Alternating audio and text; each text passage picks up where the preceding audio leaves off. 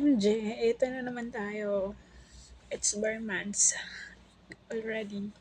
At nakaka-first week na ng September. Tapos puro lumalabas sa feeds ko.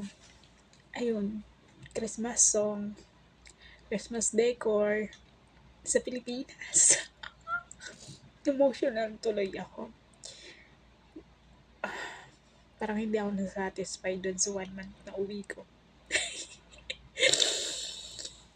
Pero anyway, ayun, kumusta yung mga OFW at kadamang nandito sa Saudi?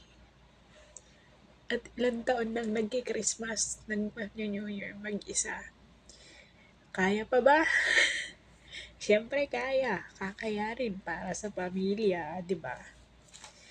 So yun lang.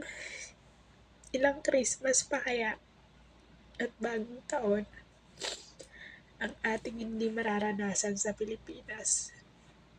Grabe naman. Parang kailan lang. Ang bilis ng panahon. Bare months na naman.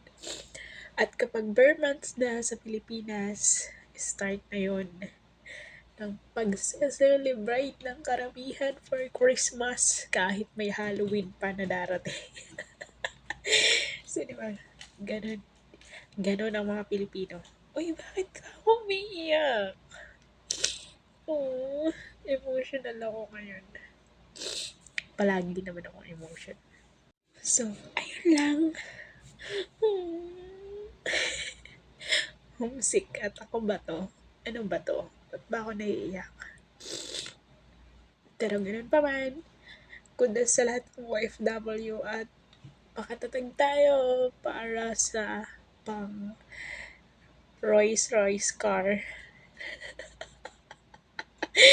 Para sa pambili ng payog ng mga magnanakaw sa gobyerno or sa pera ng bayan. Bye! Good night! Sana'y makatulog kayo ng mahimbing. Kasi ako, hindi ako nakakatulog ng mahimbing. Yan lang. Bye!